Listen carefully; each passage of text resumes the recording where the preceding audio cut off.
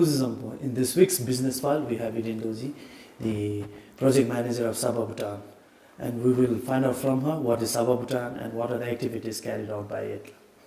Kuzampo, madam. Kuzampo. And welcome to Business File. Thank you. What is SABAH Bhutan? SABAH Bhutan, SABAH stands for the SAC Business Association of Home-Based Workers. This was established with funding assistance from the SAC Development Fund as part of a project, a regional project in the SAC countries called Strengthening Livelihood Initiatives of Home-Based Workers. So how did this idea come about? The idea originated amongst few people who were working for the cause of home-based workers, mainly the institutions called SABAH in India, SABAH and HomeNet South Asia, who help home-based workers. So they felt that there is a need within the SAC region to empower women who work from home, and that's why they put up a proposal to the SDF for funding. So this is a SAC Development Fund. Yes. Initially, which all countries started it, and how did it come to Bhutan? All the SAC countries are in it, the 8 countries. India is the lead implementing agency through these two agencies called SABAH and HomeNet South Asia.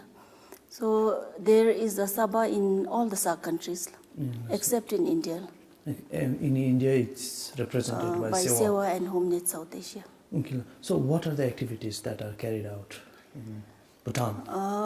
In Bhutan, SABAH is registered as a civil society organization with the CSO authority, and our main objective is to help the home-based workers, firstly by building their capacity, improving their skill level, and also providing facilities for them to improve production and marketing of their products. So how have you helped the home-based workers so far? So far, since we are in the establishment phase, we have registered them as members, and then we assess their skill requirement, and we send them for different trainings, capacity building courses to SABAH in India. So before we talk about the trainings and the capacity buildings, how did you reach out to the home-based workers in Bhutan? Even when you are subscribing for membership, how did you do it? We went around different zonkals, and initially we used the networks which NWAB and other organizations had already created. We went and talking to women's groups in different areas, and then we informed them about SABAH, how they will help building their capacities, and how we will try to improve their production and marketing of different products. So that was the initial lot, and then after that we received several calls and inquiries from women from all over the country, and then 1 or 2 came up, and every day we have inquiries from different parts, and women want to become our members. Now you have established with a certain investment in Bhutan, you have bought this whole building, and then now what are the activities that goes on here? In Thimphu, this is our main, what we call the Trade Facilitation Center. Here we develop the designs, we finalize what needs to be done, and then after we give the kits, the design kits, to the women in different parts of the country, we do the final finishing and packaging of the products here. So you also have some women working here, and you have yes. other women who are working from the home? Yes. 80% of our members work from home because they prefer to work from home. So here we just have the specialized design unit. One is in weaving, one is in tailoring. So we have about 15 women who come here regularly to help in this design As an units. employee or a part of the organization? Part of the organization. They are involved in the designing, they're involved in developing different products, they're involved in actually doing the product development. So what are the products that we have today? Our product ranges from apparels, mostly hand woven. Everything is hand woven. So it ranges from apparels like kirago, jackets, to home decor items like cushion covers, table runners, and to stools. We have a different variety of stools. And also we are focusing on accessories using Bhutanese textiles, mostly bags, purses, and conference bags, handbags. So how do you find market for these products? And how is it different from the other hand-woven materials that we get in the market? At the moment, we are advertising and selling our products through the craft bazaar.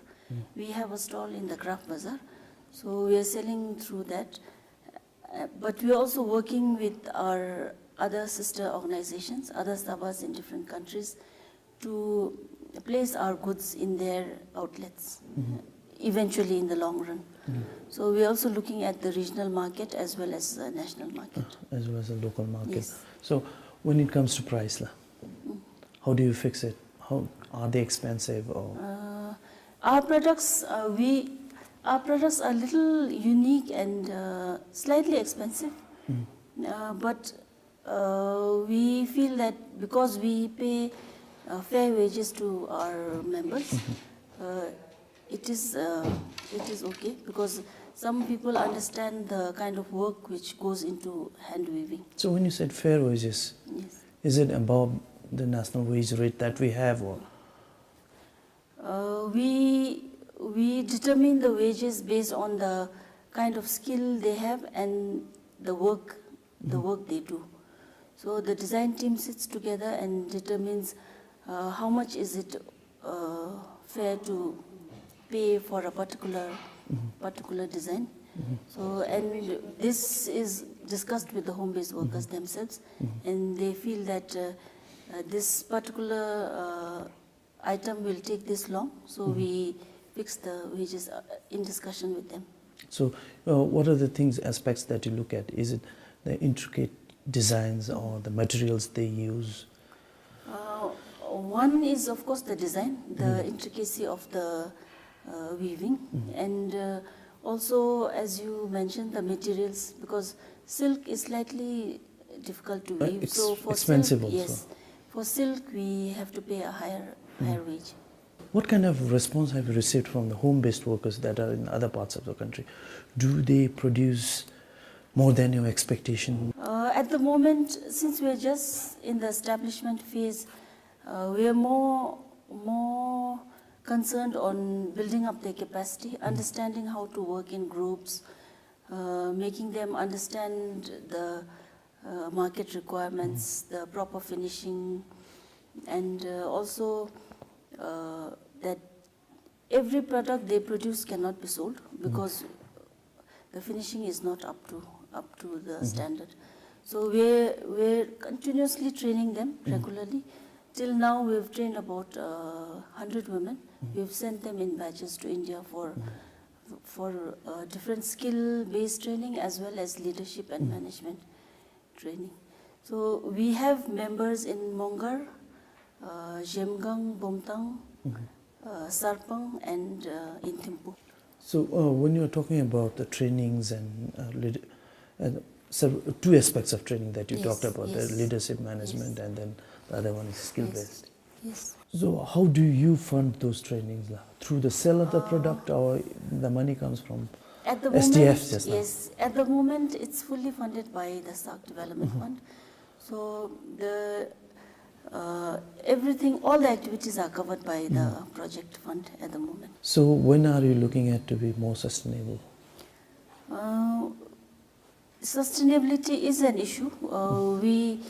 We are required to be sustainable in the long run because this is not only a social organization but also we are required to have a business window.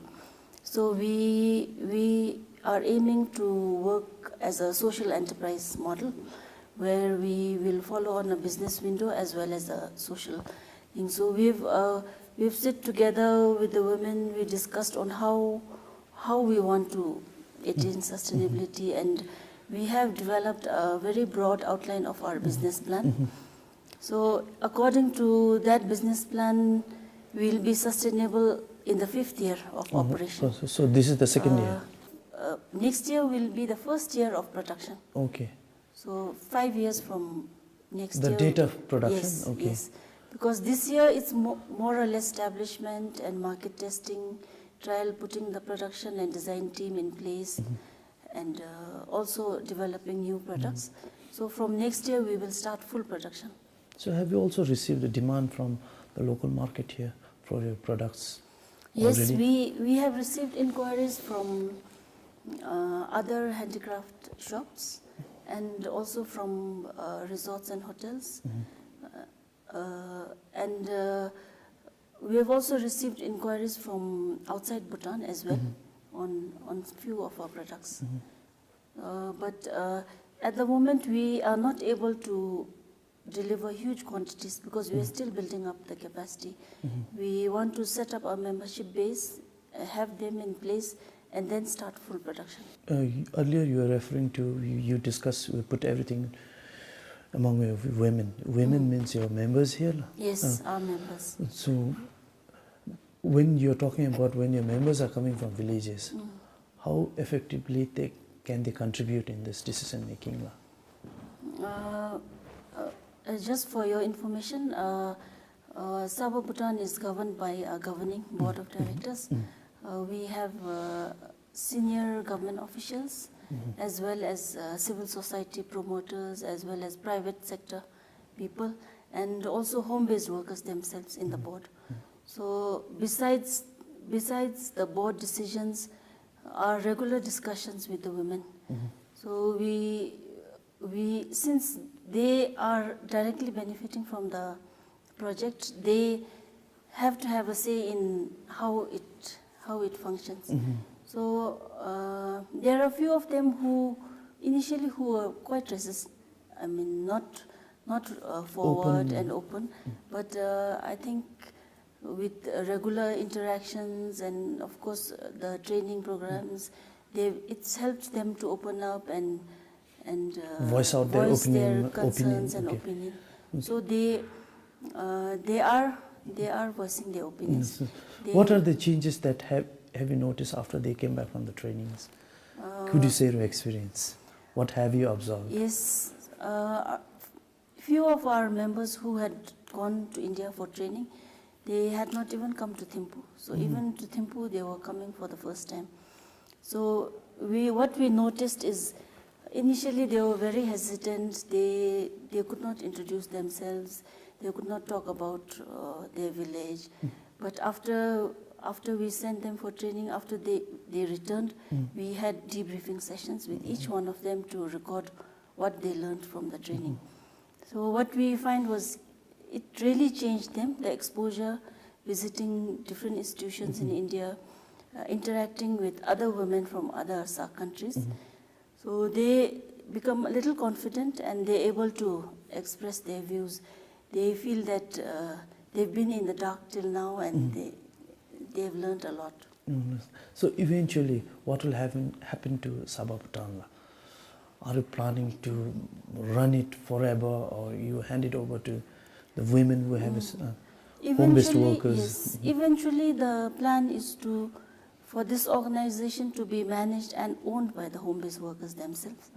So we are already involving them in a lot of our activities, in design, in procuring yarn, in keeping records.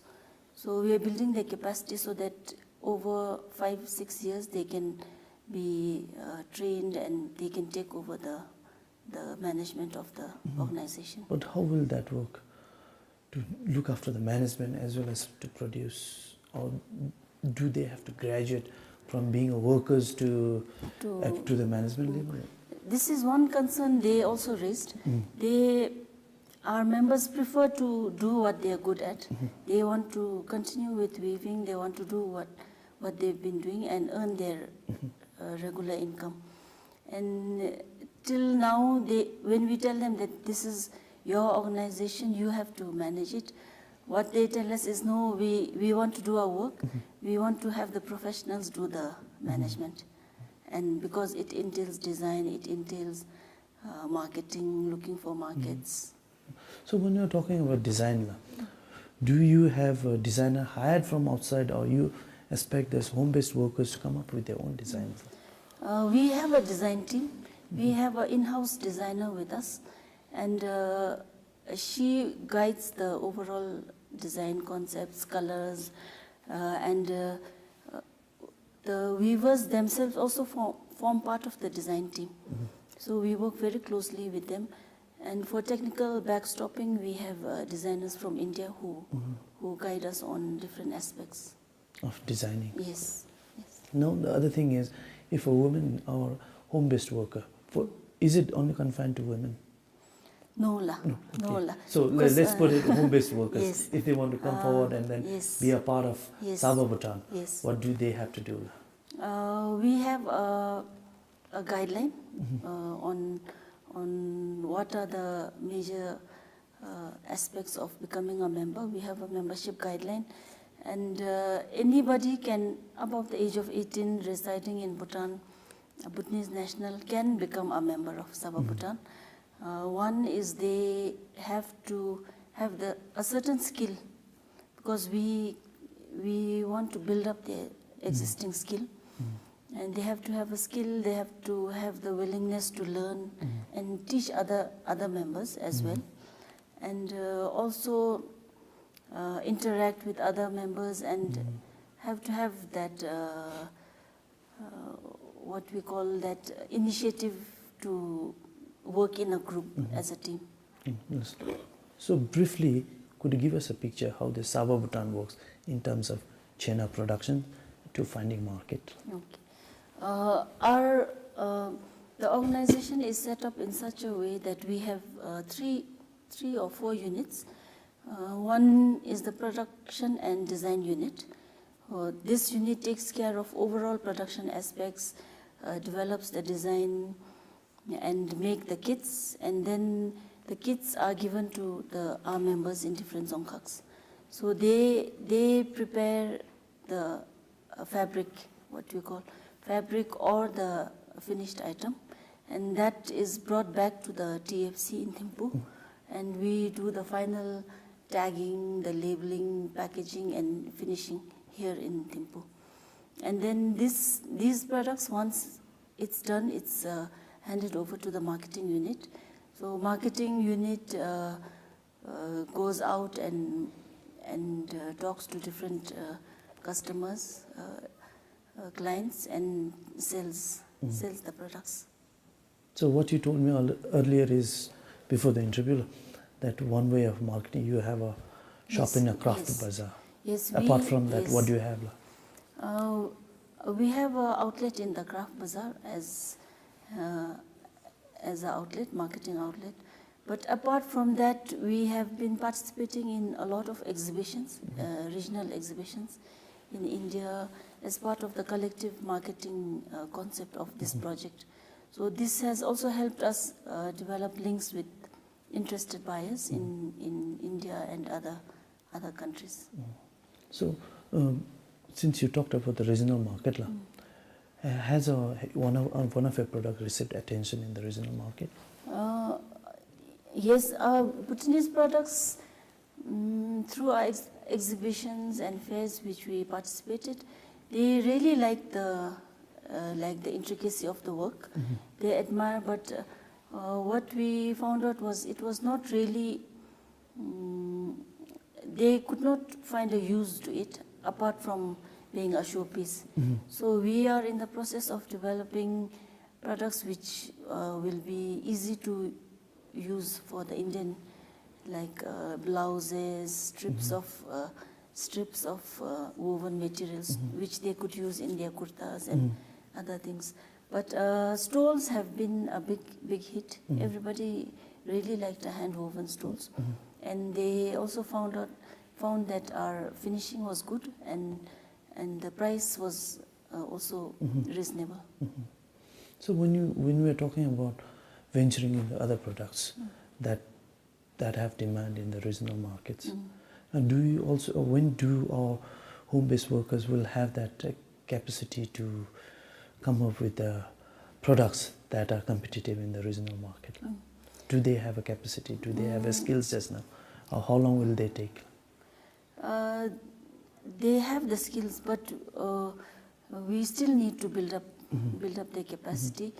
Our production capacity is quite low at the moment, and it's high value, low cost, low volume thing. So, but because our designs are unique, because it gives economical benefit to the members, both ethically and economically, we hope that although our products will be slightly expensive than India or Bangladesh or Pakistan products, people still appreciate the shade the skills and the designs.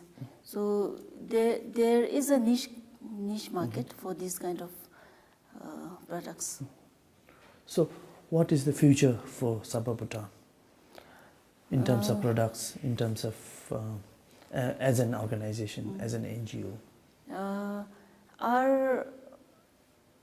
The future, I think we would want to see the production in full swing, with good market tie-ups, and our main objective is to have our women get regular work every month.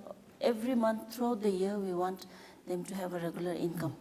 So this is our main objective. So we are working towards establishing market linkages, and also looking at improving the product in the market, the finishing. So eventually, if the business aspect takes up and sustains on their own, then we will be focusing more on the social aspects, more on the welfare of the home-based workers, the social security schemes which we want to promote.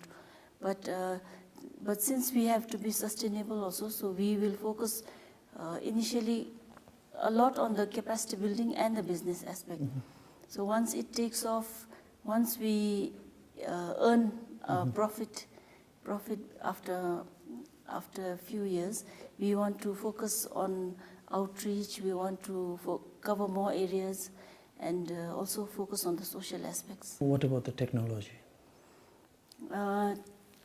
Technology, luckily through this project we have had very good experts from India who give us day-to-day whatever problems we have in any aspects, they teach us how to do it better.